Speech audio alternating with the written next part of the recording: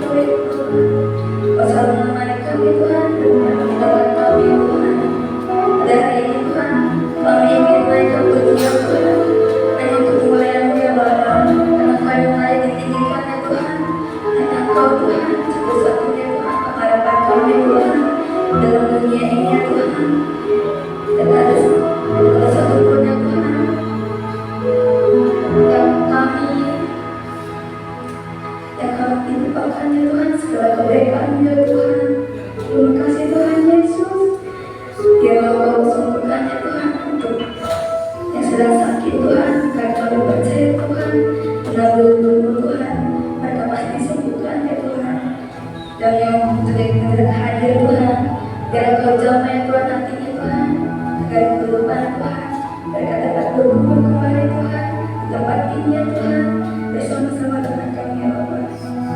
Berkati kami ya Tuhan, kami percaya Tuhan, Tuhan tempat ini Tuhan, untuk GBB Warta Autis Tuhan, masa depan yang baik di tangan-Mu ya Tuhan. Kami percaya Tuhan, untuk kami akan selalu Tuhan, akan selalu untuk kemudian ya Bapa, pimpin kami ya Tuhan, ibadah dari awal pertengahan hingga akhir ya Bapa. Hanya nama yang kami muliakan Tuhan dan kami tinggikan. Hanya dalam nama Tuhan Yesus Kristus kami ya. Kami ya masing-masing berdiri, akan yang kali kedua. Haleluya, memuji Tuhan.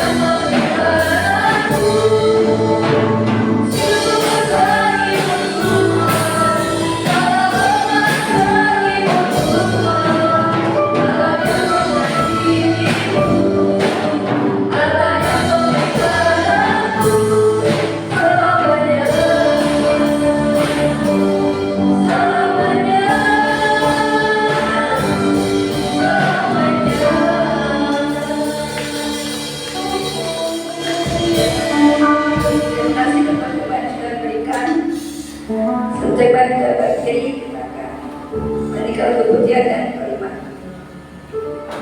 Bagaimana?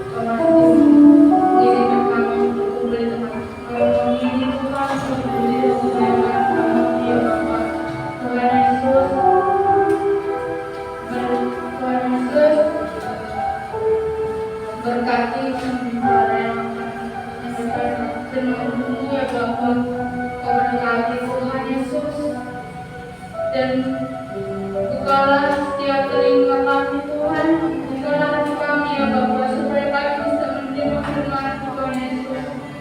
Tuhan Yesus, berkati juga persembahan kami Tuhan, berkati setiap tangan-tangan yang sudah memberi ya Bapa.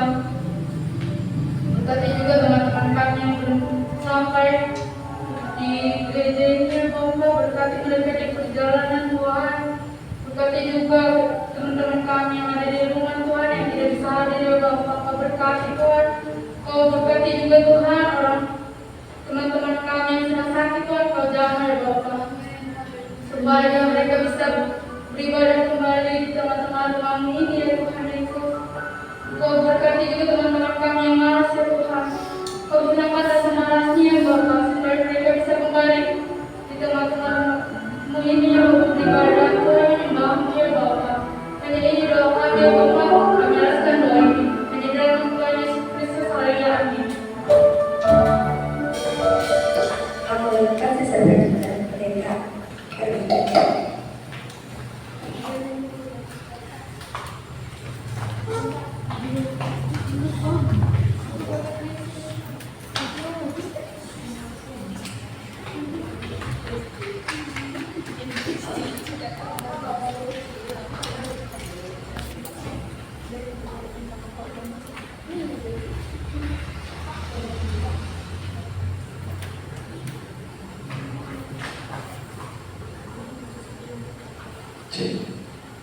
Puji Tuhan.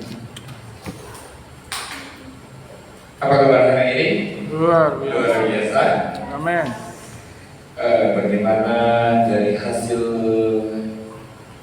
dari yang lalu-lalu, apa yang sudah kita capai? Kalau yang terakhir saya nyampein kota, kalau nggak salah saya kasih itu ya, catatan. Nah, kasih catatan, terus catat apa yang mau kita capai, jangka pendek, jangka panjang, rasa-rasanya dapat nggak apa yang kita pergumulkan? Apa sedang menuju OTW? Harus apa ya? Jadi nggak bisa tiap minggu itu ya udah lewat gitu aja tanpa kita review apa yang udah kita lewatin. Kalau kita nggak pernah review apa yang udah kita mau capai, apa yang kita planning, dan kemajuannya seperti apa, ya udah lama-lama terbiasa aja. Waktu demi waktu itu ya lost tanpa target. Enak gak kerjaan tanpa target? Gak enak. Tahu-tahu sudah lewat waktu 1 tahun, tahu-tahu udah lewat 2 tahun, tahu-tahu apa yang kita impikan, lalu di 5 tahun setelah itu kita bilang sama Tuhan, Tuhan kok saya nggak dapat. Nah ini yang menjadi masalah. Kita tuntut Tuhan untuk kita dapat, tapi kita lupa kalau kita nggak pernah berdoa atau berusaha untuk menggapai target itu. Kalau kita tulis target, artinya kita juga harus konsisten untuk mendapatkannya. Amin.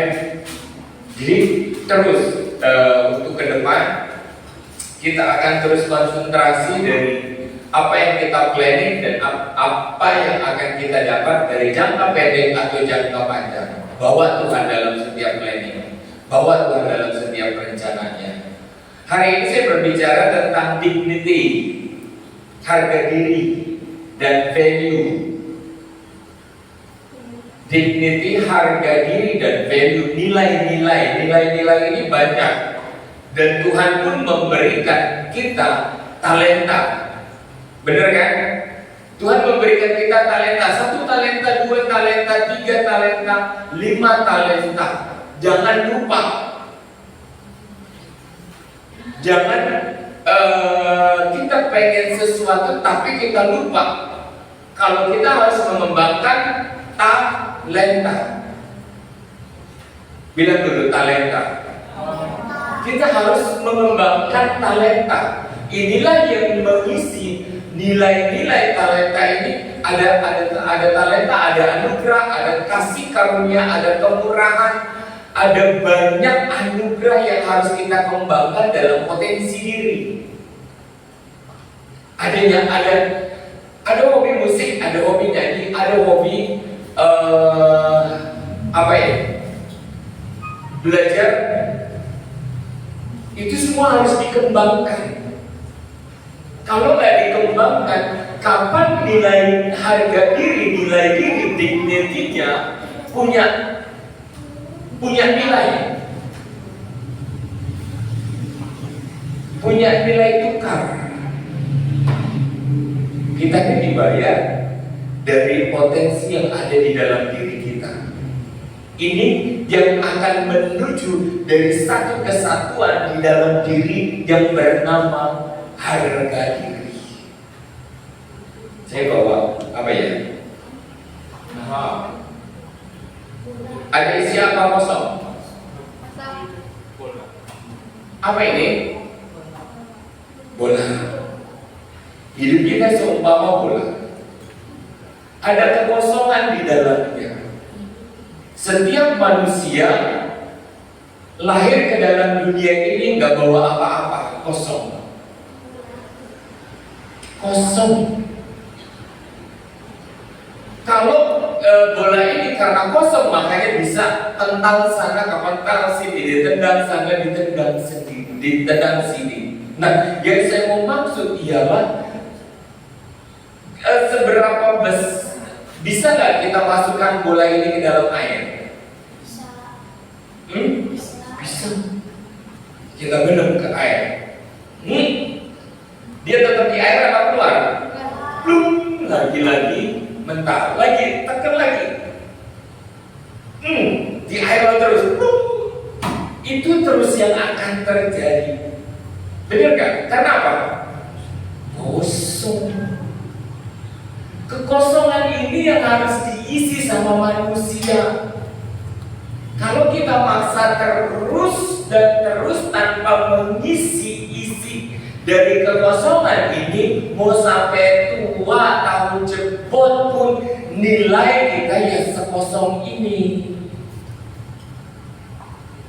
Yang saya maksud ialah dari harga diri, nilai diri. Ada banyak potensi yang Tuhan berikan dalam hidup manusia. Ada banyak potensi. Katakan sama-sama, potensi.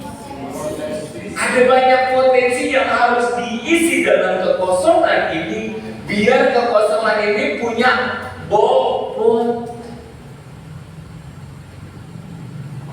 Biar punya bobot. Jadi bukan sesuatu yang akan kita paksakan untuk masuk ke dalam air dan dia akan tetap di dalam air. Gak mungkin. Gak akan mungkin. Sebesar bola ini, kekuatan dari bola ini akan mendorong bolanya untuk ke dalam apa keluar? Keluar. Masalahnya di mana? Kekosongan. Kita selesai dari SMA, kita bawa lamaran kerja ke satu perusahaan yang menerima lulusan sarjana. Kita taruh lamaran, kira-kira diterima nggak? Enggak. Kenapa? Kosong. Kriterianya nggak nyampe. Kenapa? Kosong. Sama seperti tekanan air tadi yang menolak bola kosong keluar. Kenapa? Kosong. Nggak ada potensi di dalamnya. Nggak ada nilai yang seharga perusahaan mau bayar. Oke? Ngerti ya? Nggak ada nilai senilai perusahaan yang mau bayar. Kalau kita lamar sekarang, kalau dulu saya dari lulusan SEMIP paling bisa saya masuk di housekeeping, gak bisa manajer, gak bisa supervisor, gak bisa. Kenapa? Kosong. Potensi yang dicari ialah seorang sarjana manajemen perhotelan, tapi yang ngelamar cuma lulusan Smith SMK. Akan diterima apa ditolak. Kenapa? Kosong tadi. Seberapa besar tekanan penolakan itu, di seberapa kekosongan kita. Kenapa? Harga nilainya nggak ada, value-nya dalam diri kita tak sesuai dengan tuntutan. Yuk kita buka Matius 22. Kadang kalau khotbah di gereja itu terlalu rohani, selalu kayaknya segalanya nggak perlu kerja keras dan semua jadi. Banyak kali seperti itu. Orang-orang khotbah jauh dari kenyataan, jauh dari memperlihatkan fakta lapangan. Kita buka dalam Matius 22 ayat 37.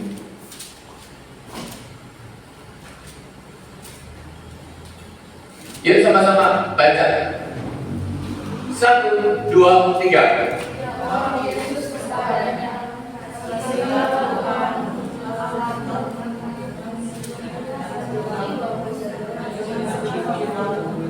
Ulang. Kita di 37 dulu ya. Dan baca dengan benar. Baca dengan benar akan menghasilkan pemikiran yang benar. Baca dengan benar akan mendapatkan maksud yang benar. Yuk, 1, 2, 3. Jawab Yesus kepadanya, kasihilah Tuhan Allahmu dengan segenap hatimu, dengan segenap jiwamu, dan dengan segenap akal budimu. Apa di sini Tuhan Yesus sendiri yang bicara tentang Bapa di sorga. Kasihilah Tuhan Allahmu dengan berdoa, doa. Maka akan turun dari langit sebesar berkat.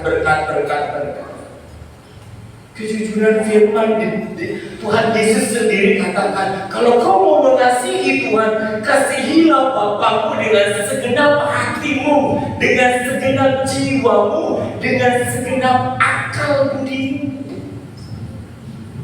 Kita disuruh kerja, kita disuruh mengolah potensi. Kita nggak disuruh doa dan hanya doa berkat akan turun dari langit. Ini yang banyak sekali sampai gereja anak-anak Tuhan sulit untuk maju karena yang ditawarkan ialah kerohanian. Yang ditawarkan kerohanian. Bahkan banyak gereja nolak khotbah kekayaan, khotbah hyper grace, khotbah semua tentang berkat, tentang harta. Gereja aja terima perpuluhan, terima gaji, dari gaji jemaat. Itu apa? Berkat. Doakannya gereja, doakan saja, gak usah bawa persembahan, gak usah bawa perpuluhan. Apa gitu? Gereja selalu bilang bawa persembahan, bawa perpuluhan. Benar. Karena apa? Kita ini beda sama binatang. Binatang hanya tumbuh dan besar dan menyerahkan dirinya untuk dimakan, dikonsumsi manusia. Tumbuhan, dia bertumbuh dari benih, kita tanam menjadi satu benih akan bertumbuh satu, dan benih yang tumbuhan yang satu itu mengeluarkan benih yang banyak dan semakin banyak dan semakin banyak untuk dikonsumsi manusia. Tuhan gak pernah suruh, kambing bawa persembahan. Enggak kan? Tumbuhan bawa persembahan. Kenapa Tuhan suruh kita mengasihi Tuhan dengan segenap hati dan dengan segenap jiwa dan dengan segenap akal kita yang harus kita olah untuk mendapatkan, mengolah bumi ini untuk menghasilkan materi? Karena Tuhan minta kita membawa persembahan syukur. Benar apa benar? Benar apa benar? Kita disuruh kerja sama Tuhan. Kamu diberikan talenta, kamu diberikan anugerah akal dan pikiran, roh yang bijak untuk mengelola segala sesuatu, melipat gandakan dari 1 menjadi 2, 2 menjadi 4, 5 menjadi 10. Supaya apa? Engkau membawa persembahan kepada Tuhan. Amin. Amin. Apa persembahan kepada Tuhan? Masing-masing kita ini punya tuntutan. Jangan kita bilang, mana persembahan sini saya sampaikan sama Tuhan. Itu curang. Tuhan suruh kita mengelola akal dan pikiran, jiwa kita, hati ini untuk mengelola segala apa yang Tuhan percayakan dalam kehidupan. Karena semuanya itu akan dikembalikan menjadi nilai diri, harga diri, potensi diri. Inilah yang disebut dengan dignity dan value. Dari mana hasil dignity ini? Dari value, nilai-nilai yang ditambahkan. Kita sekolah, ya enggak? Dari TK, dari SD.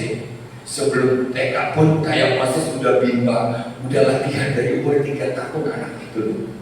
Dari 3 tahun, 4 tahun udah mulai main piano. Ayo cepat, ayo cepat, ayo cepat, ayo cepat. Untuk apa? Nambah value di dalam dirinya, nilai-nilai diri, nilai-nilai potensi yang memperkaya kehidupannya. Karena apa? Kalau tidak punya value di dalam dirinya, kekosongan inilah yang menjadi lawannya. Jangan benci sama orang. Flexing, kerjanya pamer harta, bisanya pamer ini di sosmed. Kenapa benci? Karena dia nggak mampu. Benar kan? Jadi jangan salahkan diri orang lain kalau sampai kita benci.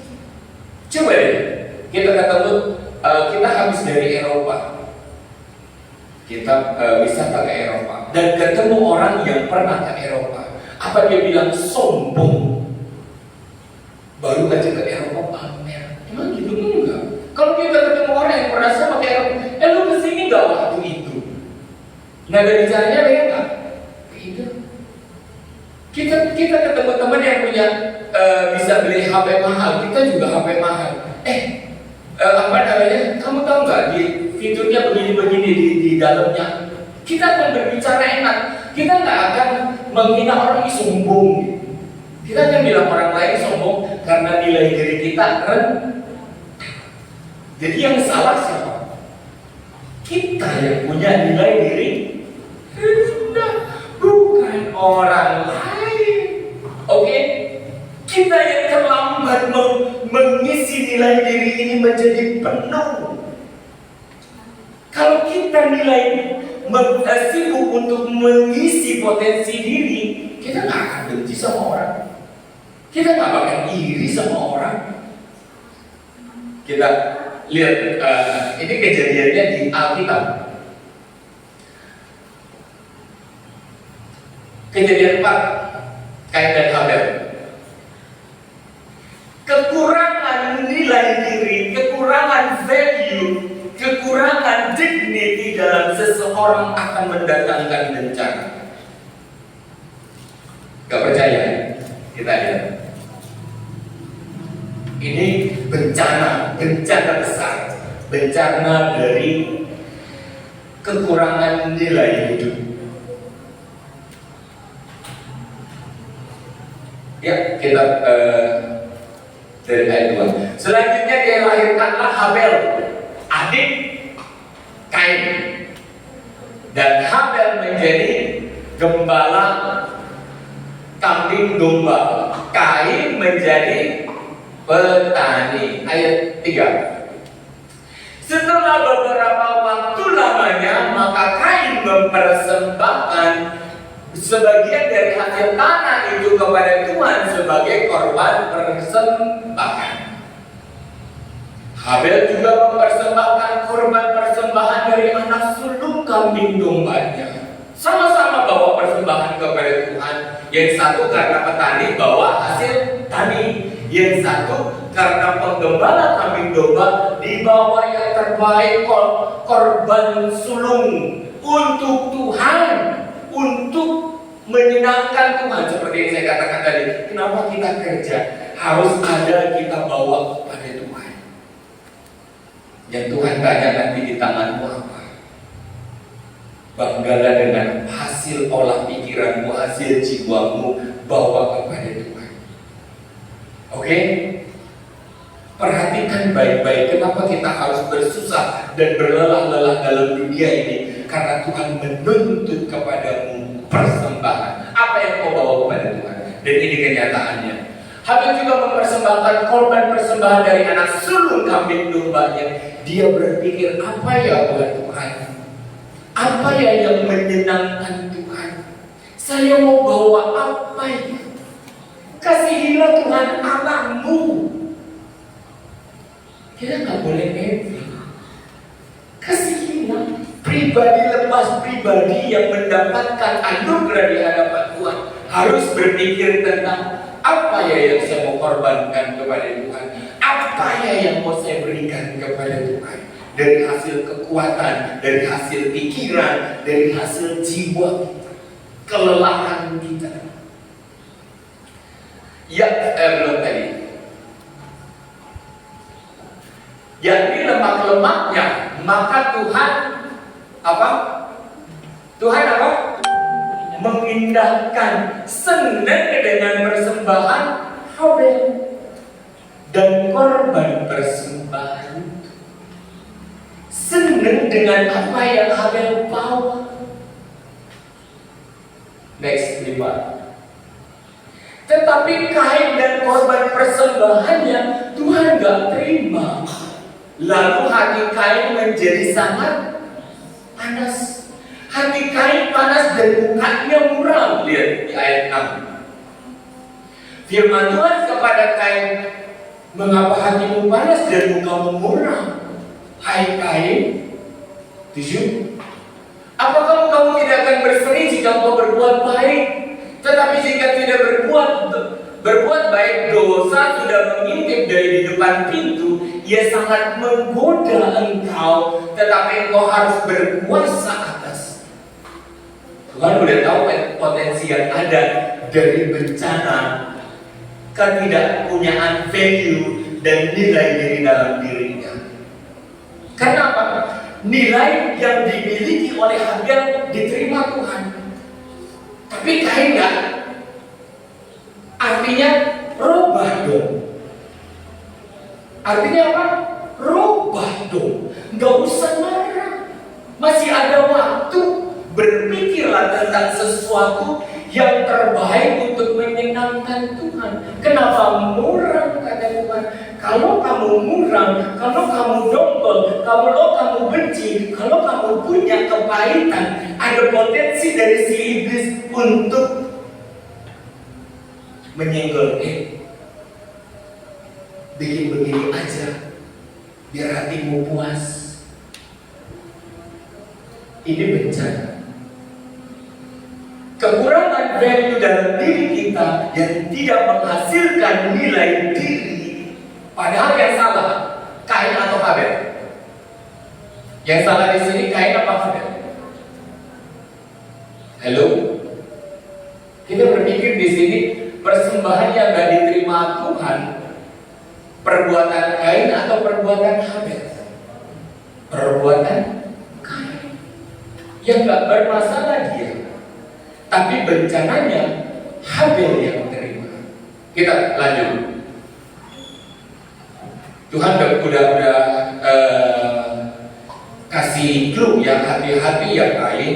Kalau kamu tetap dengan hati begitu, kamu akan dipakai oleh iblis untuk melakukan dosa. Dosa apa? Dosa membenci orang yang berhasil. Dosa apa? Dosa membenci orang yang berhasil. Jadi kalau dia lihat yang gagal, kita CS dong gagal. Tapi kalau lihat orang berhasil, sombong. Dan langsung begitu, membenci orang yang berhasil. Akhirnya itu kan potensi si iblis, yuk biar kita semua gagal. Padahal Tuhan sudah ketuk hatinya, hati-hati. Katakan kepada Habel adiknya, marilah kita pergi ke ladang. Ketika mereka ada di padang, tiba-tiba Kain memukul Habel. Ketika mereka ada di padang, ketika mereka ada di ladang, ketika mereka ada di tempat sepi, iblis merasuki Kain. Tiba-tiba Kain memukul Habel, adiknya, dan membunuh dia. Bencana tak? Bencana. Seperempat dunia mati. Baru 4 ada Hawa dan 2 anaknya. Yang 2 anaknya main bunuh-bunuhan. Seperempat dunia mati. Bencana enggak? Bencana. Bencana kebodohan. Bencana kegagalan dalam mengisi waktu. Itu bencana. Orang lain berhasil, kita gak suka. Orang lain berhasil, kita nyinyir, belagu. Padahal sebenarnya yang gagal sama Kain. Dia gagal mengantisipasi dirinya. Emang bagaimana sih cara menyenangkan Tuhan? Kan semestinya pertanyaannya begitu. Kenapa yang menjadi korbannya adiknya? Adiknya yang berhasil menyenangkan Tuhan dipukul hingga mati. Ini yang saya bilang, kekurangan nilai diri akan menghasilkan bencana. Baik itu dalam perusahaan, baik itu di dalam keluarga, baik itu di dalam apapun. Kekurangan nilai diri akan mendatangkan bencana yang semestinya kakak beradik ini bisa berjalan bareng dan menyenangkan Tuhan. Ini enggak, karena sakit hati. Tuhan udah kasih clue, hati-hati ya Kain. Gak usah murah, perbaiki diri aja. Isi value dalam dirimu. Kamu bisa menjual bagianmu yang dihasilkan dari tanah. Belilah kambing domba agar persembahanmu pun diterima sama Tuhan. Kasihilah Tuhan Allahmu dengan akalmu, dengan hatimu, dengan kekuatanmu. Itu aja kok udah marah. Kalau kita gagal mengembangkan potensi diri, yang hinggap dalam diri kita ialah kecemburuan, sakit hati, akar pahit, ketidakmampuan kita akan mendorong kita keluar seperti kosongnya diri kita, menolak Tuhan, gak akan diterima. Tapi kalau ini isi, bola ini isi, bola ini akan masuk ke dalam air. Dia bisa di dalam dan berjalan di dalam sungainya Tuhan, kemana Tuhan mau bawa. Amin. Nggak ada penolakan. Nggak akan ada penolakan kalau kita sibuk dalam diri ini, dalam waktu yang Tuhan berikan dalam diri kita. Kita penuhkan. Ada potensi, oh gereja butuh WL, kita WL. Gereja butuh singer, kita coba singer. Saya belajar ya, jangan diledek ya. Saya kemarin banyak yang anak pemuda remaja yang banyak tanya tentang musik, nanya doang, nggak ada yang latihan. Oh ada, jangan Jeffrey, baru Jeffrey. Yang lain mana? Mbok. Nanti kalau udah tua, ini tangannya udah kaku. Kalau mumpung masih muda, genjreng-genjreng sakit, genjreng-genjreng lama-lama bisa. Benar gak sih? Benar, mumpung muda. Waktunya ngapain sih di rumah? Benar. Ada banyak waktu kosong yang kita buang begitu aja. Ada banyak waktu kosong kita buang begitu aja. Lupa untuk mengisi nilai diri, value dalam diri kita. Kita lupa. Sedangkan sekarang fasilitasnya banyak. Gereja punya fasilitas, gedung-gedung tersedia. Dan dulu kagak ada.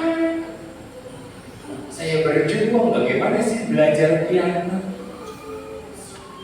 Sekarang gurunya ada, barangnya nyanting, kagak ada yang latihan. Penolakan yang akan terjadi dalam diri kita kalau kita kosong dan lupa mengembangkan diri.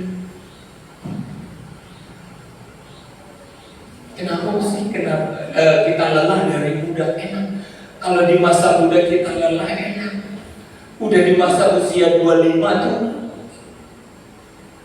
kayak Kak Angel udah selalu belajar kerja, baru mau megang, udah punya tanggung jawab dia. Iya enggak? Dia udah dituntut, mana laporannya? Hasil kerjanya ini mana? Udah panik. Kerjaannya diberesin, diterusin. Kita yang masih banyak waktu, isi kekosongan. Manfaatnya banyak banget, beneran. Saya kasih tahu manfaatnya banyak banget. Orang yang supel masuk kemana aja diterima. Orang yang pintar musik masuk datang ke gereja aja, di mana aja diterima. Orang bisa main gitar, sekedar untuk doa iringin ya, diterima. Daripada ini nggak bisa, itu nggak bisa, apa-apa nggak bisa. Padahal di rumah nggak ngapa-ngapain. Ya iblis suka. Iblis suka kekosongan ini. Ketika kekosongan ada di situ, dia bisa masuk dan menanamkan kebencian kepada orang-orang yang berhasil. Tapi kalau dalam diri kita pun sudah berhasil, sudah punya banyak potensi, jangan menempelkan nilai harga diri itu kepada materi, kepada kesombongan. Saya dong bisa, saya bisa, saya nih, itu juga nggak boleh. Nilai diri, harga diri tidak pun boleh disombongkan, tetapi terpisah. Karena apa? Semuanya itu karena kasih anugerah. Semuanya itu hanya kemurahan Tuhan. Semuanya itu hanya kesempatan waktu yang diberikan oleh Tuhan, diizinkan oleh Tuhan untuk kita boleh kelola. Toh semuanya itu akan dikembalikan, nggak ada yang dibawa. Yang kita bawa apa? Persembahan tadi. Yang kita paksakan, yang kita usahakan, yang dengan keringat, yang dengan segala kekuatan kita, saya mau mempersembahkan buat Tuhan. Saya mau memberi buat Tuhan. Saya mau bekerja dengan baik biar ada yang selalu saya bawa kepada Tuhan. Dulu saya pernah saksikan di sini anak muda di Ciledug yang kami layani waktu itu di sana. Waktu itu dari kuliah, anak ini memang potensial banget. Pelayanan di gereja juga top markotop. Entah apa yang dia bisa, semua dia mau. Tapi belajarnya juga getol. Namanya Jacqueline.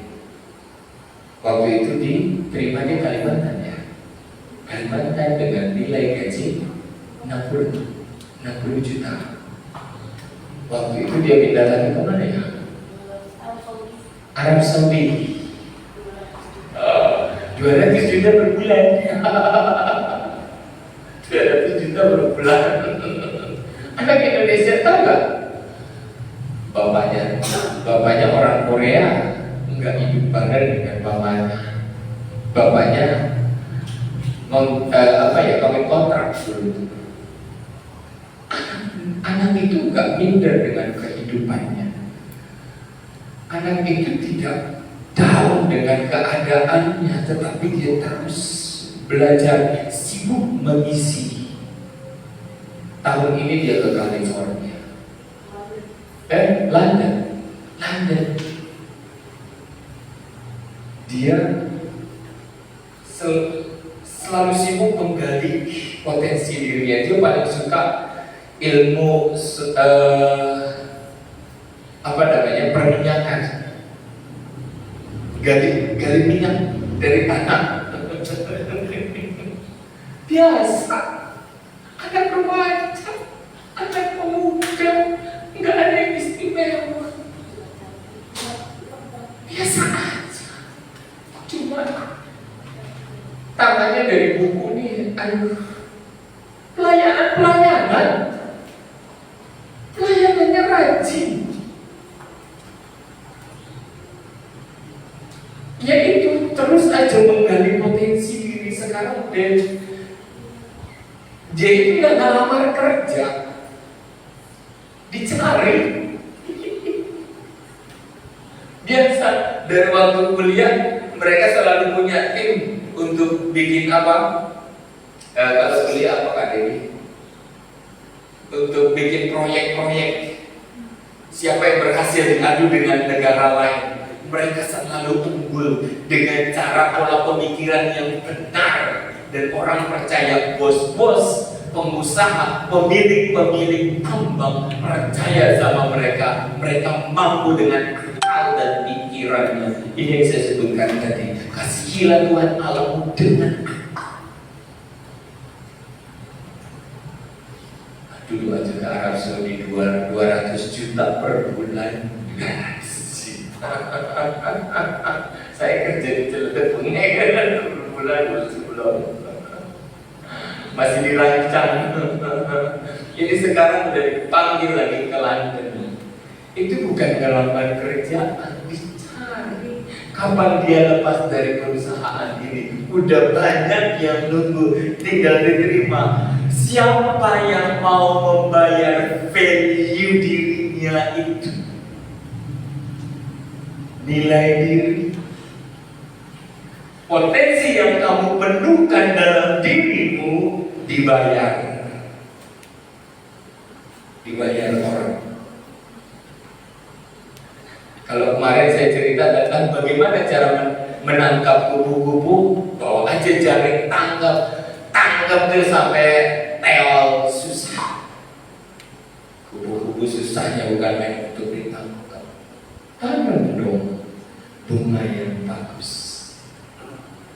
kupu-kupu akan datang. Benar kan? Isi dong nilai dirimu dengan hal-hal yang bernilai. Karena apa? Akan ada yang akan membayar kamu dengan harga mahal.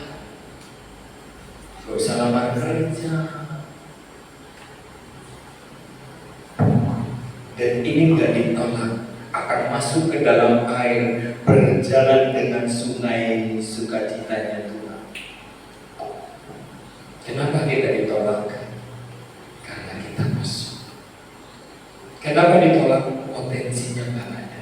Kenapa bayarannya rendah? Nilainya rendah, value-nya rendah. Jangan salahkan orang lain, salahkan dirimu. Kain menyalahkan adiknya karena cemburu. Dia berhasil menyenangkan Tuhan, dibunuh, jebret, mati. Saya bilang, dalam kegagalan nilai diri, dalam kegagalan kita untuk mengisi value, akan mendatangkan bencana bagi orang lain. Yang paling marak hari ini di dunia Indonesia, di dunia 062 apa? Mencibir. Kalau ada yang berhasil dimasukkan media, dibully habis. Yang inilah, yang itulah, yang inilah. Padahal yang mencibir juga nggak bisa apa-apa. Gak punya value, gak punya nilai diri, kosong. Tapi kalau lihat orang berhasil, pengennya menjatuhkan, jatuh, biar kita sama-sama terpuruk dan hancur. Kita buka dalam 1 Samuel 13 ayat 1.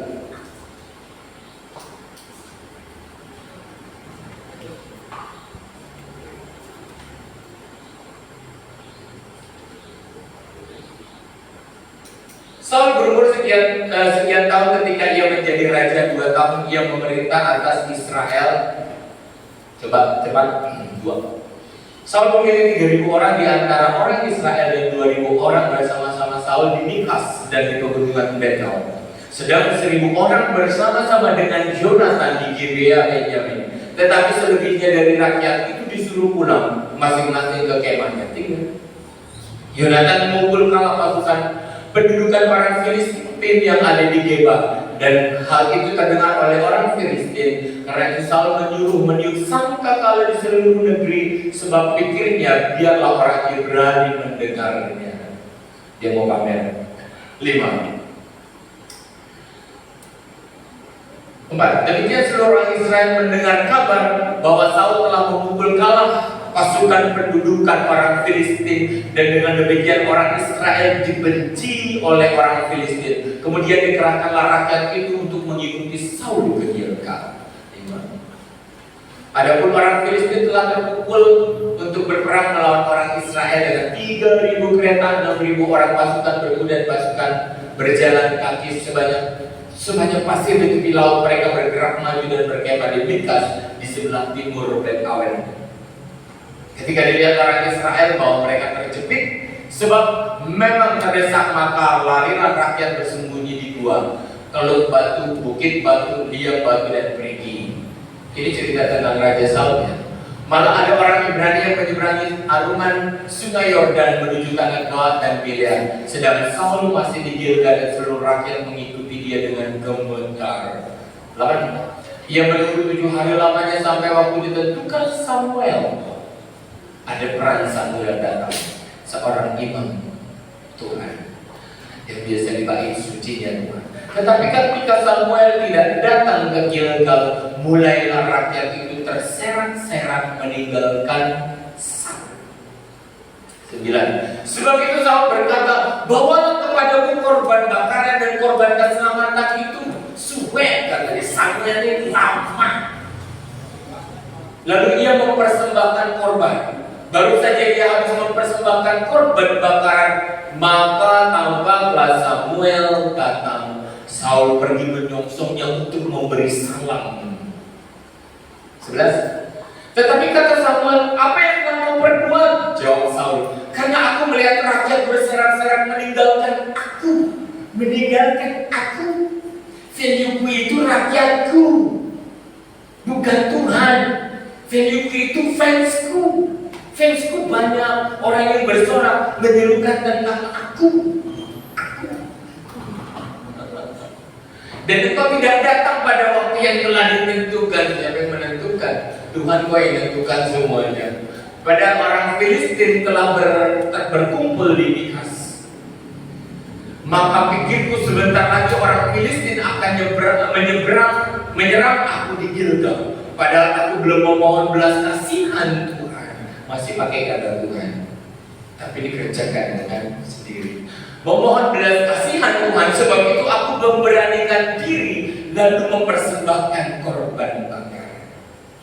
13. Kata Samuel kepada Saul, perbuatanmu, sama-sama katakan, bodoh. Mendahului Tuhan, tidak percaya Tuhan, itu hal kebodohan. Itu hal yang bodoh. Dengan tidak mengenal Tuhan, itu hal yang bodoh.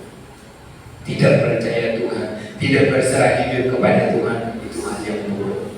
Bukan engkau yang menentukan segala sesuatu, tetapi Tuhan yang menentukan menang dan kalah dalam peperangan. Kecerobohan Saul mengambil alih keimaman Samuel. Samuel bilang, kamu perbuatanmu itu bodoh. Engkau tidak mengikuti perintah Tuhan Allahmu yang diperintahkannya kepadamu, sebab sedianya Tuhan mengokohkan kerajaanmu atas orang Israel untuk selamanya. Nih, kalau nilai kita tempel kepada apa yang kita pakai, apa yang kita punya, jabatan kah, materi kah, uang kah, benda yang kita beli, itu akan menjadikan kita bodoh. Memang Tuhan nyuruh kita mengolah talenta yang ada, karunia yang ada, kasihnya yang ada, anugerahnya yang ada. Memang harus kita kembangkan. Orang mau jadi kaya raya itu punya strategi nilai untuk menggapai keuntungan yang banyak, itu ada strateginya.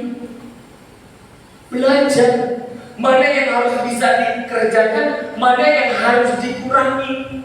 Sama kayak orang bawa mobil, kadang digas, kadang direm. Kehidupan ini untuk menuju kelimpahan. Emangnya dapat berkat gak mikir? Mikir. Olah-olah. Itu yang Tuhan suruh. Nah kalau orang Kristen kaya, jangan dimarahi. Yang gak boleh itu mencintai dunia. Yang gak boleh itu bukan punya uang, mencintai uang yang gak boleh. Saul menaruh value-nya, nilai harga dirinya kepada rakyatnya. Mereka ngefans loh. Kalau kita ini gagal, mereka akan kecewa kepadaku. Aku ini raja. Kok gak tahu aku ini raja? Sombongnya mulai, kepalanya diisi oleh iblis. Dia nggak tahu yang menentukan dikatakan apa? Sebab sedianya Tuhan mengokohkan. Siapa yang mengokohkan kerajaannya? Tuh yang angkat dia dari awal juga Tuhan. Dia nggak punya potensi apa-apa, cuma good looking doang, kelihatan lebih gagah dari orang lain. Apa sih Saul? Beda dengan Daud, seorang yang Tuhan latih dari kecil. Seorang yang punya iman, yang bisa merobek rahang dari singa. Karena imannya yang besar, buat jaga apa? Kambing domba yang cuma 2-3 ekor. Tapi imannya besar luar biasa. Saul memang karena desakan dari rakyat Israel, kami harus punya raja seperti negara lain. Kami angkat bagi kami raja. Tuhan kirim Saul.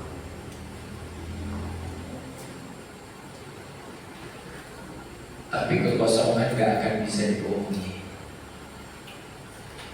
Kekosongan itu gak akan bisa dibohongi. Beda kehidupan Saul, beda kehidupan Daud. Kekosongan, seberapa besar penolakan Tuhan terhadap Saul, seperti kekosongan dalam diri. Kesombongan ketika Tuhan angkat dia menjadi raja, bukan tentang Tuhan yang dia bicarakan, tetapi tentang rakyatnya yang ngefans sama dia.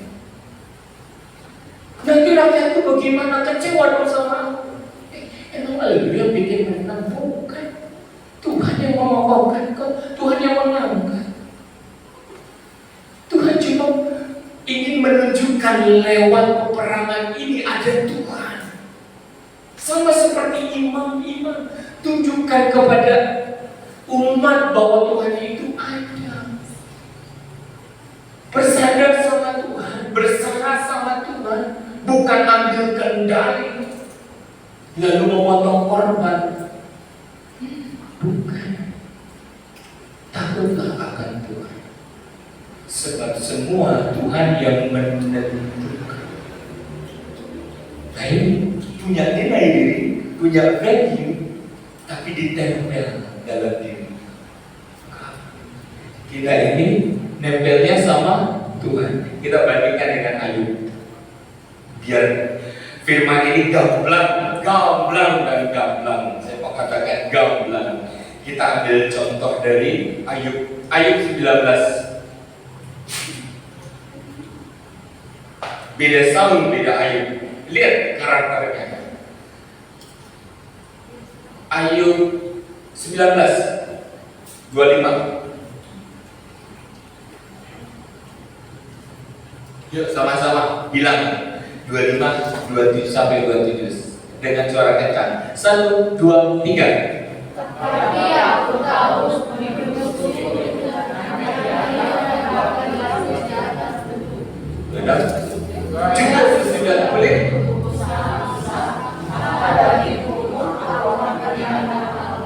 Dua 27. Yang aku sendiri akan mengingat kepadaku,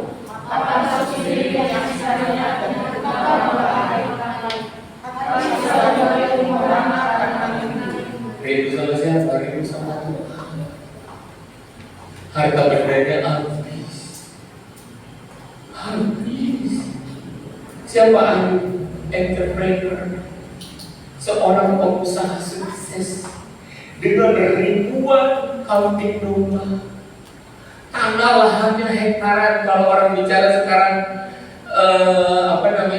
kelapa sawit, ya, ribuan hektar.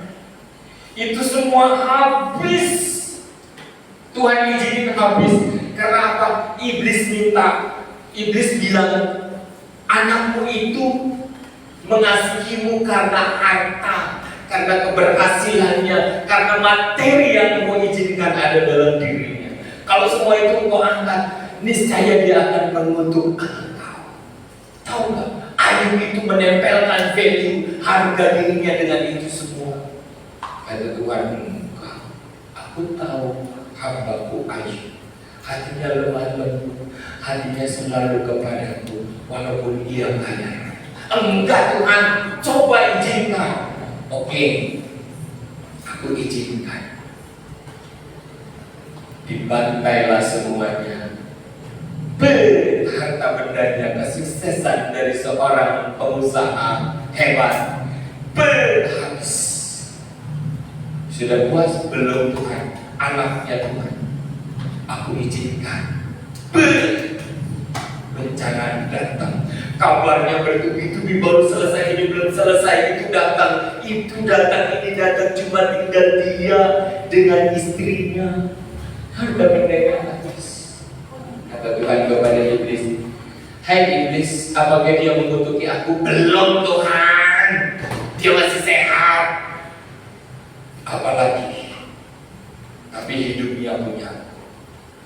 Sebatas kulit engkau bisa memuji dia, diuji dengan borok dan gatal dan bau. Apakah betul value dirinya, harga dirinya, dignity-nya itu nempel kepada materi yang ada? Dia bilang apa tadi di ayat yang ke-25? Aku tahu menebusku hidup, dan akhirnya ia akan bangkit di atas debu, di atas kemustahilan. Apa sih yang mau kita harapkan? Kita disuruh Tuhan ngolah otak sama pikiran kita, tapi udah punya segalanya, nggak boleh nempel ke situ. Aneh, Tuhan itu aneh. Penuh air mata, Tuhan itu penuh air mata. Karena apa? Tuhan itu Tuhan yang pencemburu. Tuhan nggak mau kita ini nempel terlalu bangga dengan dunia ini. Boleh punya, tapi jangan taruh hatimu di sana. Karena Tuhan itu Tuhan yang pencemburu. Tetapi aku tahu penebusku hidup, dan akhirnya ia akan bangkit di atas debu. 26. Juga sesudah kulit tubuhku rusak, tanpa dagingku pun aku akan melihat Allah. Seorang yang kaya raya, ini yang ngomong bukan orang yang nggak punya apa-apa, namanya tuh tenar sejagat raya. Dan setelah dia pun tidak ada orang yang terkaya di dalam dunia.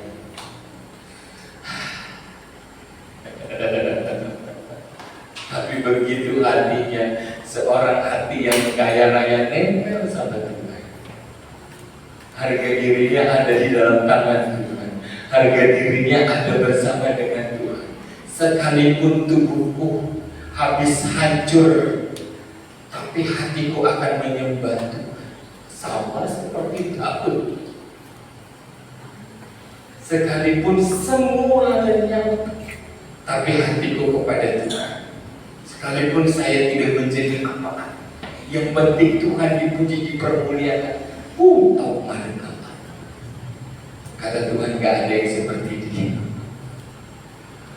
Tanpa dagingku pun aku akan melihat Allah. Oke? Dan hidup ini gak bisa dibohongi.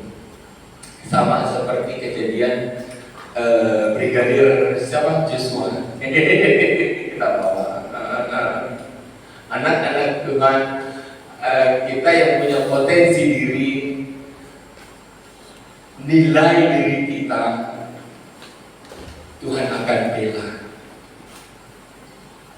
Waktu awal-awal masalah dari Brigadir Joshua itu cuma sekedar satu rumah, ya kan, terjadi di markasnya itu, di rumahnya si bosnya, tuannya. Akhirnya jadi masalah satu kepolisian.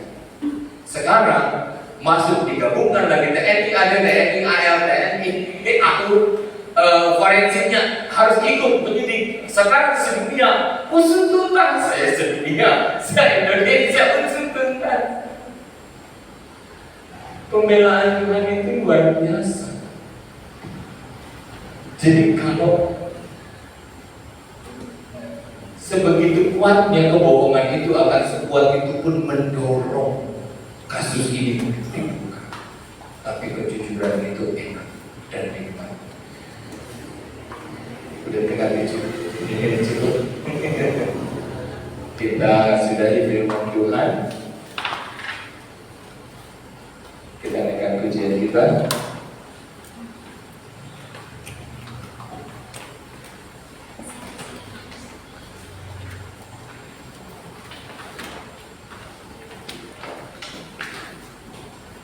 Ini aku semua milikku.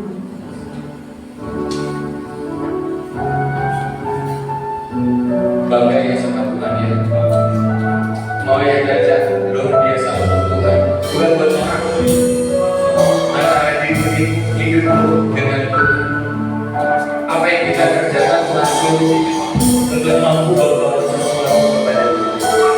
Korban persembahan tak kenal pujian, bawa dengan pujian. Korban persembahan itu dengan pelayanan, lakukan dengan pelayanan. Kamu punya uang, bawa punya uang kepada Tuhan. Semuanya itu untuk memuliakan Tuhan. Tapi jangan tempel dirimu dengan materi. Itu hanya sarana memuliakan Tuhan. Karena Tuhanlah segalanya. Dialah yang utama dalam dunia ini, dalam biar katakan dengan sepenuh hati. Diaku semua milikku, ku serahkan padamu Tuhan. Penyesalan dan kebanggaan, suka dan duka, semua ku serahkan.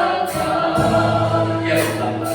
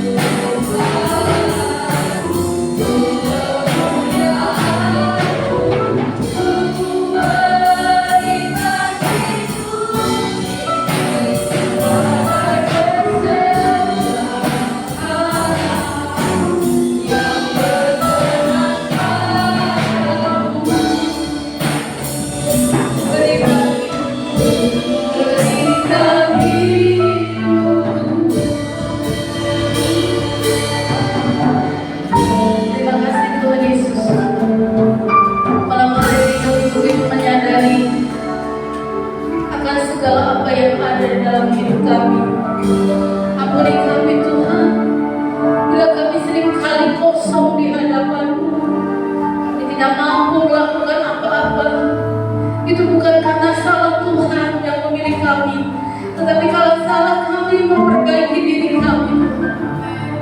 Hari ini Tuhan, kami mau kembali lagi kepadamu.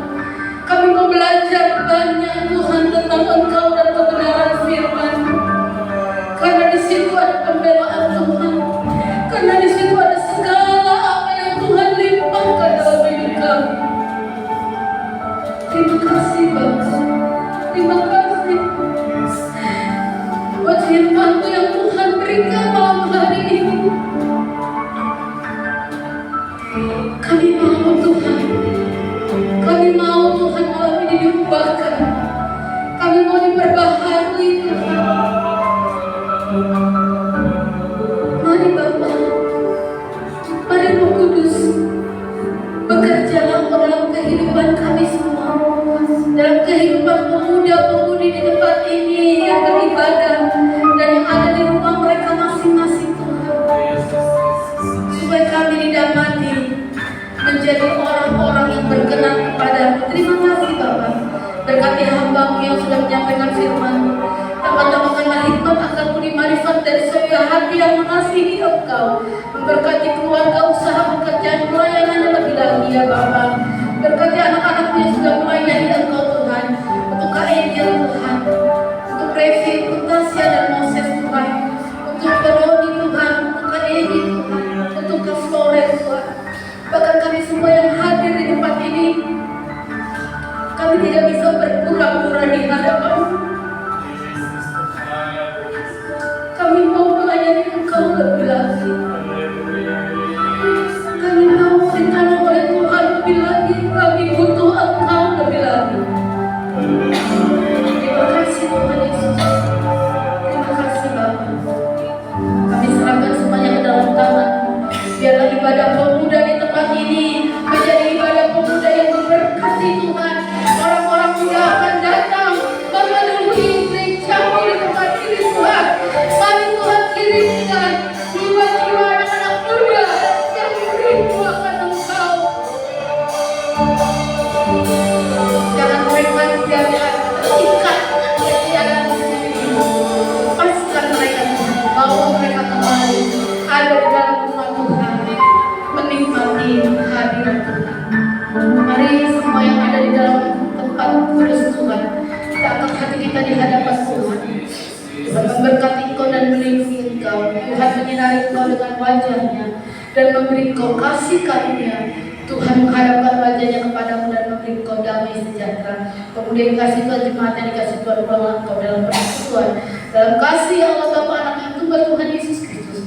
Roh Kudus menyertai kita sampai Maranatha. Tuhan Yesus memberkati. Amin.